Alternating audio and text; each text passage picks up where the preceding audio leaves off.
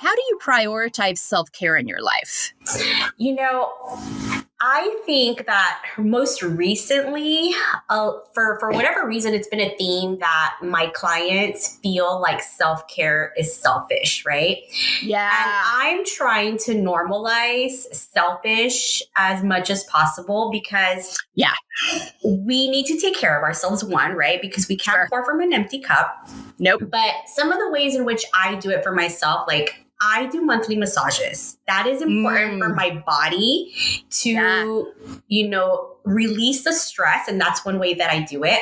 I take care of myself through like manis and pedis and haircuts and all of the things that we tend to overlook because those are the things that really help me feel good, right? Yeah. And it helps me show up in various ways.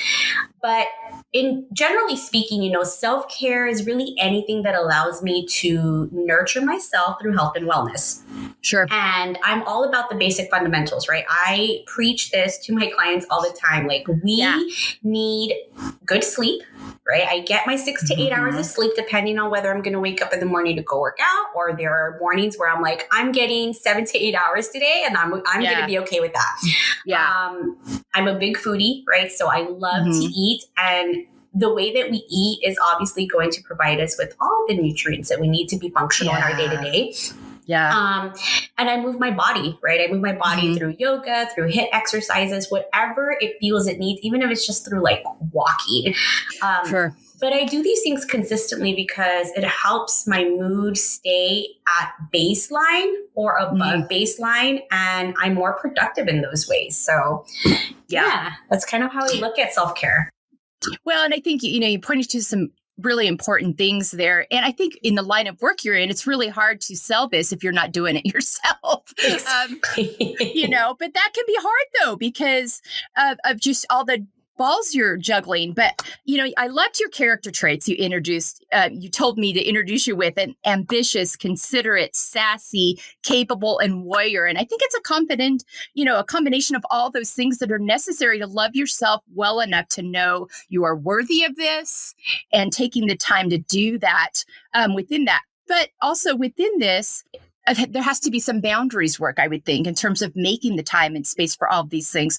So talk to me about your boundaries journey. You talk a lot about boundaries on your Instagram and on your website. So talk to me about your journey with boundaries and how this is connected to you personally, but also really crucial in your work.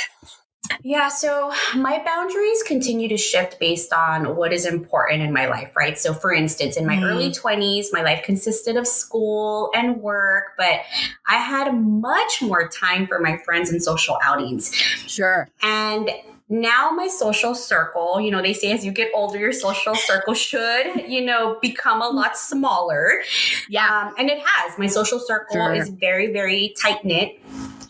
It's lessened because of the priorities in my life and how different my life looks, right? So now I have a family, I have a career, I have, different types of goals and ambitions. And so I really have to gauge what is important to me and be intentional with how I utilize my time. So one of the things that I've learned is being able to say no without an explanation and without an apology, right? Being able to just say no, period. Right? Yeah. Being able to emphasize when the no is really about my own boundaries. But this has been an ongoing practice because when I was growing up, I really felt the need to appease others, right? I felt like it was important for me to do that because of the fear that I may be ostracized, right? Right. And it really wasn't until probably after my 20s that I noticed how intense my body would feel every time I went against my own gut and my own intuition.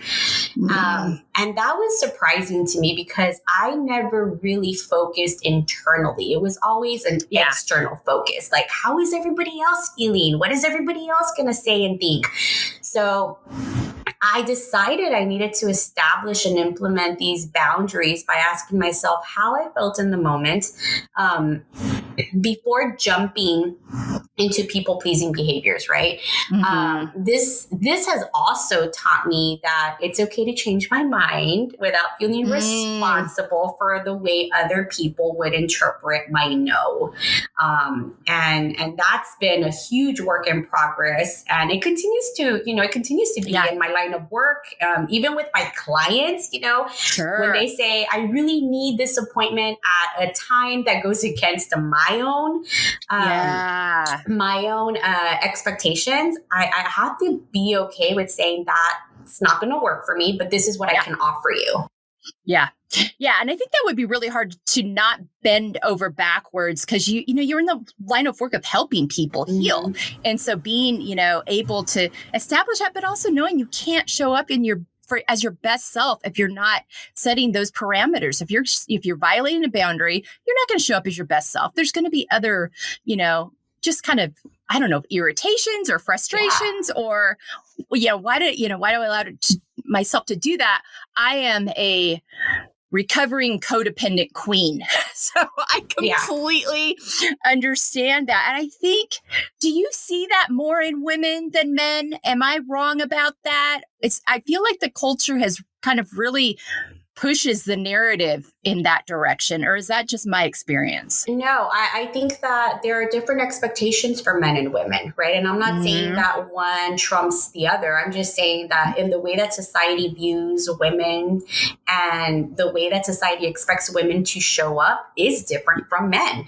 You know, so one way that I have learned for myself and that I teach my clients is that if you're going to say yes to something, you have to consider what you're saying no to. So for example, if really I say yes to going out to dinner at night with my friends, sure, I'm essentially saying no to having dinner with my son and my husband. And I have to be okay with that. Sure. I have to be able to say, okay, I'm saying yes and it's all great, but am I going to be okay with saying no to this? And sometimes it's okay. And sometimes I don't feel good about that. Yeah. So if you say yes, it's not yes. And that's it. It's okay. And what are you saying no to? So that's a really good exercise that has helped me understand, whether I'm going to be okay with it internally and then I get to move on. Yeah. I love that. That's folks, there's your big takeaway. If you take nothing else from this today, that's such a great way to think about that. Thank you so much for that. This is something I think you definitely know about, just following a little bit of your journey, reading through your website, knowing just different health things that you've ran across in your life, taking care of our emotional health as much as our physical health. What does that look like for you? What's your journey been like with that? Talk to me about that. Yeah, being able to, let's kind of go back. Let's be aware first, right? We have to be aware of what is going on internally. And so looking inward is important in order to recognize what type of work we need to do. So as a therapist, I hear a lot of hard things and it's real easy to carry those emotions with me. And it really wasn't until after doing 15 years of, social work that I realized I needed to do my own healing work. I knew I myself came from a very, traumatic childhood, had a lot of traumatic experiences growing up. And I really felt like I had it under control. And there was this one client, right after working with so many clients, there was this one client that for whatever reason, I felt really, really triggered every time in my body. I just felt like I needed to do a lot of extra mental and emotional preparation before I saw this client. And I couldn't figure it out, probably until a few months after working with this client. And in that moment, I realized I'm being triggered by this client because there's a lot of what she's gone through that reminds me of what I've gone through. Oh, wow. And it's time to sit on the opposite side of the couch, right? It's time to do my own work. And so I myself began therapy back in 2019. And it took me 3 years to find the right fit for me, Wow. Yeah, it was, it was just the connection. You need to feel connected with the person that you're essentially opening up, your story to. You're trusting everything with the things that you haven't talked to anybody else about. I'm so glad you mentioned that, because I think, especially with you being a therapist, I think that's even more important, that even you, and probably in some ways, I think for people that work in any kind of a medical mental health field, sometimes you can be the heart. It's almost like you know too much. Yes. you know, in some ways, not that you, but I mean, because you're on that other side of it, there's things that you look for and expect. And so sometimes it can be the most challenging thing for you to be a patient, to find all those connect points. Right. It really takes, at least for me, I want to be challenged, right? I want to be able to grow from my therapeutic experiences. And that's kind of how I work with my clients too. I tell them, like, I'm going to push you. I'm going to challenge you, obviously in a way that feels safe for you. But you're not coming to therapy because things are working for you. You're coming to therapy because things are not working for you, and you want change in your life. So I'm going to do that for you, you know? And so that's kind of what I put up front for the clients, but it helps with the emotional health, right? It helps with the physical health as well. Yeah. Well, and you said it earlier, and it's so true. You feel it in your body when something's not right, whether you have gone against a boundary, whether you're in the company of someone who's having an experience that triggers you. And I will tell you that I ignored those body sensations for most of the first 50 years of my life. Mm-hmm. And it wasn't until I started paying attention to them that I was able to do the work and realize, instead of seeing all these things that were coming up in my physical health as my body working against me, it was actually my body screaming at me, enough is enough. We can't carry this anymore. You've got to do something about this. Right. And so trusting that intuition and listening to that is so important too. And I think but finding that match, finding that person you trust, and not getting discouraged if it doesn't happen the first go round, but staying with it, because you say something on your Instagram, and I think it's, not everybody's going to agree with this, but I think it's a really good point, that therapy is for everyone in some form. Mm-hmm. You got to find your form, but I firmly believe, I don't know. I mean, I'm not a medical practitioner, but it just feels like that is just a really healthy thing for just about everyone, especially the world we're living in right now, to have that something in place, that person you can go talk to unpack these things, to make sure you're not carrying this baggage around. Exactly. A lot of the clients that I work with hold their thoughts in their mind, and our brain isn't formulated to carry all of these thoughts 24/7. Right? That's not what our brain is for. No. So we got to be able to unpack that. We got to be able to explore that and challenge ourselves through that. How can we support ourselves and other women in living unapologetically? Celebrate yourself, right? Be your first, be your, if you need to be your only cheerleader, right? It's obviously it provides a lot more enthusiasm to have other people root for you, but you got to be the first one that shows up for yourself. You got to celebrate your you got to celebrate your small victories. Yeah. You also want to be able to reflect on the journey that it's taken you to get to those small and big victories. Yeah. I always felt like showing off, right, was frowned upon. And it is to some extent, but you got to do it in a way that's going to be like you are your biggest cheerleader, so that other people will continue to, stand beside you, stand behind you, and root for you. We want to be able to support one another as well, right? We need to be able to cheer each other on, root for each other in our line of work. We need to support other people as well, because in return, you're going to be provided with the same encouragement and with the same type of enthusiastic realm that you need to keep moving forward. So I'm going to say this story because I think it's really important. I recently told a friend of mine that's also an entrepreneur that I recommended for her to be featured in an online article that I was featured in, right? Yeah. And her response to me was, "Thank you for saying my name in a room full of opportunities." And that really stuck with me because it was reinforcement to continue being somebody else's advocate or somebody else's cheerleader or somebody else, just to empower them. So when you show up for yourself, you're going to have other people show up for you as well. Yeah, I think that's so important because we need each other. And especially as women, we need each other. And you talked about something earlier. I think the culture has told us showing off and bragging aren't really showing off and bragging. There is nothing wrong with celebrating your victories. That is just acknowledging the work you've done. But I think it also gives people permission to do the same, come along with you and do the same, especially when you're promoting. And I love that example you used. I mean, I had a situation yesterday where a podcast that I follow, I like, but they talk about a lot of the same things we do in their own way. It's not this, in their own way. And they got nominated for this really cool award in the podcast world. And I was like, I congratulated them. I'm like, that's so awesome. That's amazing. Congratulations. Because there's room for all of us. And the more we rise up together, we just make space. We don't need to have this kind of, I don't know, mindset that there's not enough for everybody. Exactly. The scarcity mindset, right? That's what it is. Yeah. Yes. Mm-hmm. Yeah, absolutely. So I love those examples. Thank you so much.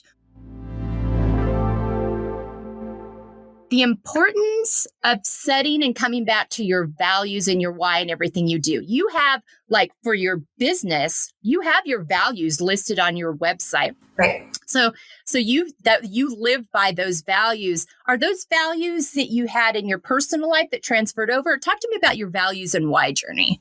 Yeah, values change, right? Again, right. I don't have the same values that I had when I was in my early 20s, right? Yeah. Values change, but they are the guiding point in order to recognize where you're going and how you want to show up for yourself and for people.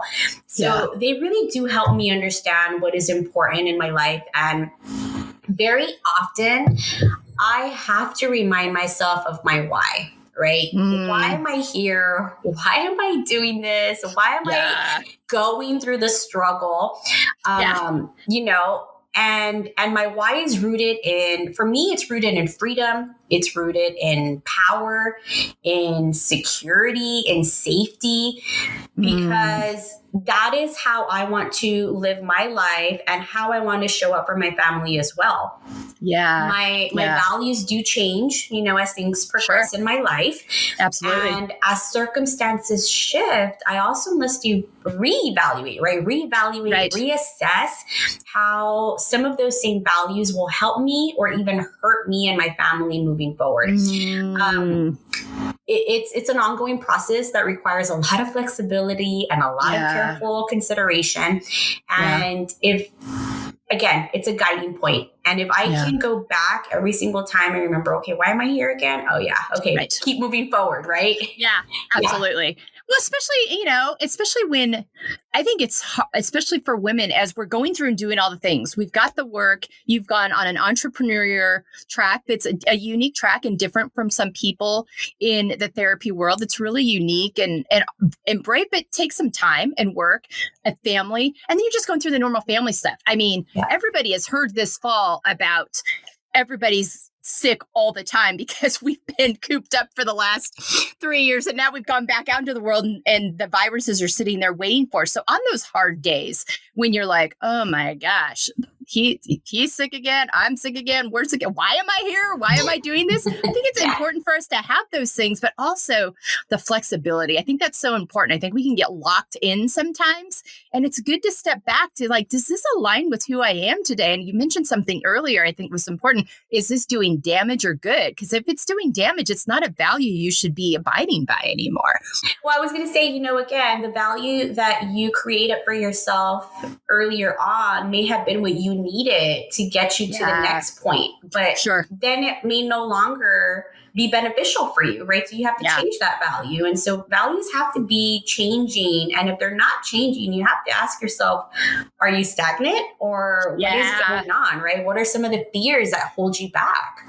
Yes. Oh, yeah. I think that's a whole podcast by itself, that whole fear thing. I think, because what I find too, for me, I mean, I'm 53 and I get to a lot of women people my age, and they kind of get stuck. Like, this is how I am. I'm not going to change. And they end up just kind of living this flatline life. And it's easy for us all to get caught into it. So remain learners, examine the season you're in. My values are not the same as they were 5 years ago. My kids are in their 20s and, mostly gone most of the time. Yeah. So my values shouldn't be the same. What am I investing in? Where did, and being willing, but also the fear piece. I think the fear piece is a big thing.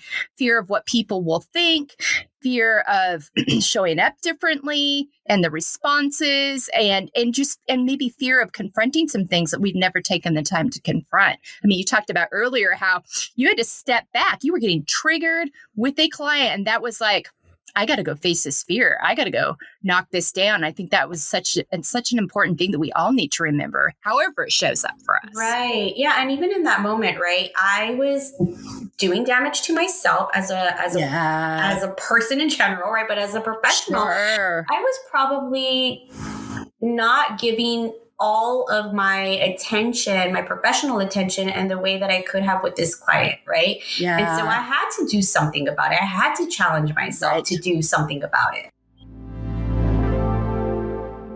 We've mentioned expectations a few times already, but living out of your own expectations versus others' expectations. Talk to me about your expectations journey. Expectations are a protective factor. They really are, right? They help keep us safe to a certain degree. And sometimes our expectations also can harm us. They can hurt us because we maybe don't reevaluate how those expectations are showing up for us. Sometimes these can be maladaptive, right? Meaning that we're doing some disservice, some damage to ourselves. Mentally, emotionally. And they hold us to a certain level of standard that could also be suppressing in how we grow and how we develop.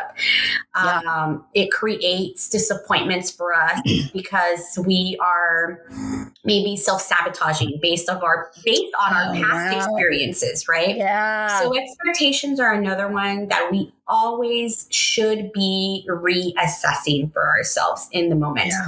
What I've learned is that it's okay to have a baseline for my own expectations, because if we don't, then we have to be able to understand when we fall below that baseline, that is going to create a different set of emotions, right? That's going to create sadness. That's going to create even anger, frustration.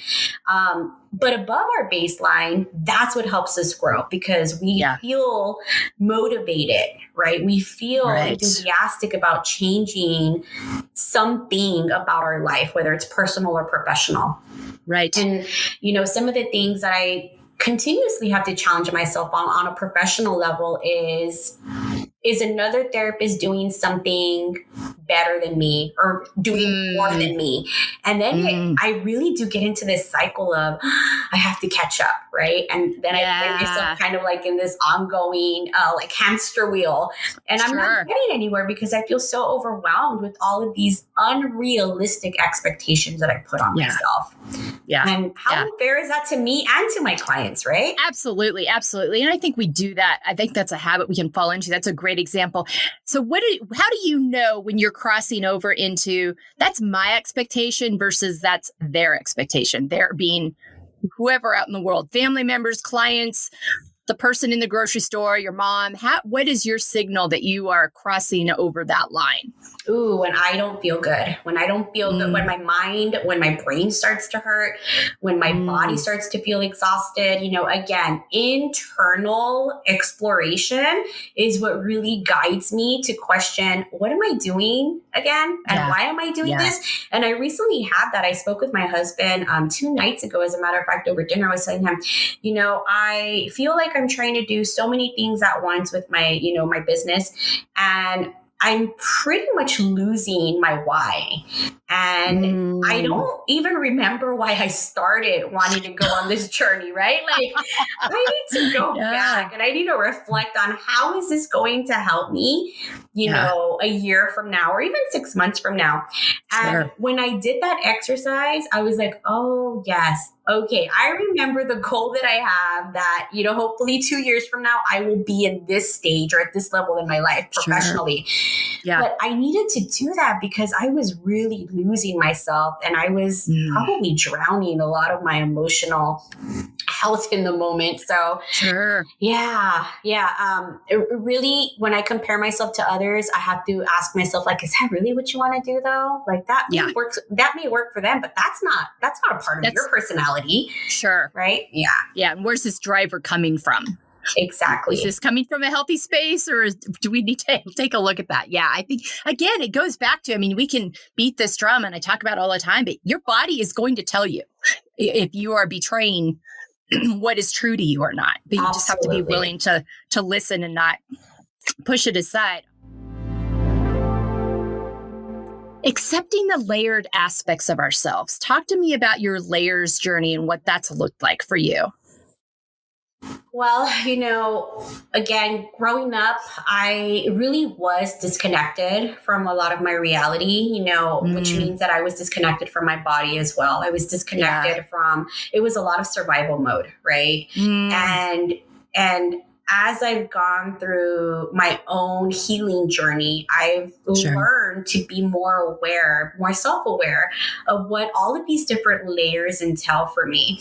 And each layer really symbolizes something, whether it's a personal aspect, a professional aspect.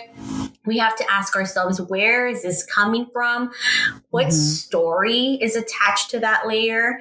And is it like a present story? Is it a past story? Is it a story we're working towards? I do like this strong approach with my clients where I talk about like past, present, and future. Yeah. And we want to be able to connect those, right? Yeah. A lot of what we have in store for ourselves moving forward, it's probably because of something that we were missing growing up or something that we were missing, in our early adulthood. And so when we start to connect the dots, we really do start to understand a lot of where those layers are coming from. Okay. I think that there's so much shame that we ourselves can encompass through rejecting our own layers. It's like Brene Brown says that if you were to put shame in a petri dish, right, it would just grow and grow and grow. But you want to be able to understand how you change the direction of that growth, right? It doesn't have to be shame. It can be something that allows you to feel more connected with yourself in a challenging way, right? I'm still learning about my many layers. Yeah. But I definitely do it with a lot more compassion than when I was younger. I'm able to recognize that I am in control, that I have the power to do things for myself. And I get to invite people to be a part of those various layers if I want. Yeah, I think that's we have a choice in that. We can't control all the things that happen to us, but we have a choice in how we view those things, what we know from them, how they inform us. And I think you talked about stories earlier, and I think stories can be an interesting thing because there's a lot of stories that we will tell ourselves. And I think we automatically, without some good guidance, direction, in touch with ourselves, therapy, can give a truth to stories that like, okay, is that truth or is that just a story or narrative or thought that was sold to you? But also pulling apart those stories and those narratives to identify what's actually true and not just taking everything. Well, that's true. I'm thinking that must be what is true. Right. And you want to ask yourself, like, what's at your core, right? If you were to peel back all of these different layers, like what sits there that is your foundation that we tend to overlook or tend to forget because we get bombarded with, again, all of the expectations of society and we lose ourselves in the moment. So figure out what is at your core first. Yeah, that's a great way to look at that. In summary, in living out feel, finding empowerment, embracing layers, how has this affected your relationship with yourself and then in turn the quality of your relationships in general? Yeah, when I was younger, I attracted a lot of unstable relationships because that's all I knew. right? I wasn't taught how to value myself. I wasn't taught what that even really meant or looked like. Sure. And so I accepted whatever anybody was willing to give me. Yeah. And again, I talked about how I was really disconnected from myself as an individual.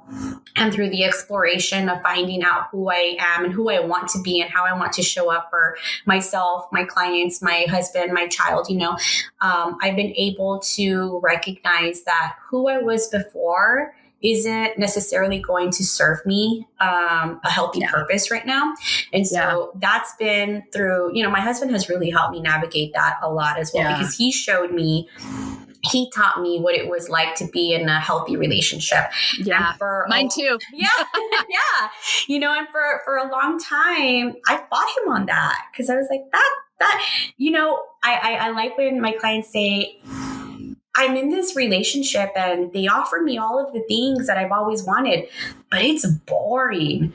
And I'm like, yeah, it's boring because your system, right, isn't dysregulated. And you learn to live in this state of dysregulation. Oh my gosh, yes. And now that things are, copacetic, that doesn't feel normal to you. Yeah. So we do have to change the way that our system lives in a day-to-day. I think that's such an important point, and I am navigating that myself. I came from pretty lots of mental, emotional health trauma growing up, and also accepted anybody who would show me love. All right, great. That must be a good thing. And also learned to live in a very hypervigilant state, like always watching, waiting for the next shoe to drop kind of state. And I'm trying to work through coming out of living that way. And I have ebbs and flows with that because it's hard to believe, I think, for some people, but I feel unsafe living safe because I'm afraid I'm going to miss something. So I think it's, going back to that core and examining why is it that I feel that way. But I have a really hard time with that, of breaking that mold of like, why would you want to live like that? And it's like, because that's what you know, that's what your system knows. Yeah. So that familiar safety and not like just watching for the next danger doesn't feel safe. Right. There's this, there's an acronym. It's called TYPES. Okay. And I think this is really important for people to be able to check in with themselves, because when you go through unstable relationships or unstable home environments, it targets all of these areas, right? So the first one is trust. And what you're saying is you didn't trust yourself, or you didn't trust people to show you, right, what it is that feels like love, or what it is that feels like connection. Sure. So trust. Intimacy is also another thing that becomes really difficult to manage. Intimacy with yourself. Can I be by myself and am I okay in my own company? Or do I need to be with other people to validate, right? Or do people scare me even, like being with people, right? Power and control are combined. So power and control, how has your power and control been affected? How has it been taken away from you, gone against, you? And are you able to figure out what a healthy level of power and control looks like? Right? Healthy. Because we then, a lot of my clients will say like, I'm type A. I have type A personality characteristics and traits. Okay, great. That's helped you navigate, your way of life, and it's helped you be successful. But also what you're saying is that's really triggering for you in your relationships, right? Yeah. Because you want to control everything, and you want to assert a certain type of power over everyone, and that's not fair. Esteem, how has that affected your self-esteem? Do you depend on your own esteem, thoughts, or do you need validation from other people? Yeah. And then I think that one of the most important ones out of this one is safety. How safe do you feel with yourself? How safe do you feel with other people? And are you able to navigate what it's like to recognize when you are in healthy or unhealthy relationships? Yeah. Oh, absolutely. Yeah. Oh my gosh. Thank you so much for that. Thanks for sharing that. Cause I think that is a really important thing it's good to have those things that you can kind of step back and then listen to what the answers are. I'm like, okay. And it can give you some clues to where you're at with that stuff in dealing with all of these things, because it affects us. And if our relationship with our self isn't in a good space, it's going to be very difficult, I think impossible, to have really good outward healthy relationships. Oh yeah. It's just the two cannot coincide. Right. You cannot have that imbalance. We are down to our rapid fire. Name 5 activities that nourish you. Intentionally moving my body. Listening to good music, in my vehicle is really where I blast it. Spending time with my tiny human and my husband, eating a lot of delicious food, and sitting anywhere beachside. Me too. Same. Same. I'm a total beach girl. I'm a beach girl and I'm a mountain girl. And I'm living in Lubbock, Texas. We didn't work out that piece, but that's for another day. But I can totally relate to that. 5 words on how you want to feel the next 6 months. Confident, grounded, empowered, energetic, and healthy. All right. Good stuff, Valerie. Thank you so much for your time today. So many good things. Don't worry, people. This stuff will be in your sources. It'll be on our website. You can find this stuff, the TYPES acronym, the talking about what we talked about earlier. When you say yes to something, what do you say no to?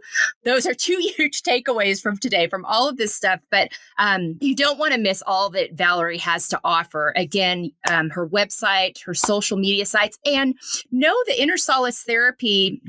And we talked about this with Blend Health in December, but Inner Solace Therapy is virtual therapy, teletherapy. That's the word I'm looking for. So Valerie, do you just work with patients in Texas? Yes, How does that work? I'm only licensed in Texas. So if you are in Texas, and we have a special focus on trauma, specifically childhood trauma and relationship difficulties and struggles. Okay. Okay. All right. And her website will be in the sources. You can check that out, but anywhere in Texas. So if you heard some things today and you check out these sources and you're like, I think this might be my person, she can help you via the teletherapy, which I think is such a great gift for people these days that we really kind of tripped over in full speed during COVID, but actually it's taken a whole other, I think it's been a great addition to what we've learned about what we can do and what's available to people. So, so thanks so much for that. But yes, people, you don't want to miss these resources. So helpful just on a day-to-day basis. Valerie, thanks again for your time. So appreciate it. I know it's valuable and you've got a lot going on. If you've got any questions out of this episode, friends out there, you can email us embracinglayers@gmail.com. You can DM us at Embracing Layers on Instagram. We'd love to hear from you. Love for you to go on your favorite podcast site and rate this podcast. That's helpful to us. But we so appreciate Valerie's time today. And we hope that you've learned something and got some great tips from this. And we thank you for joining us and have a great week. Thank you.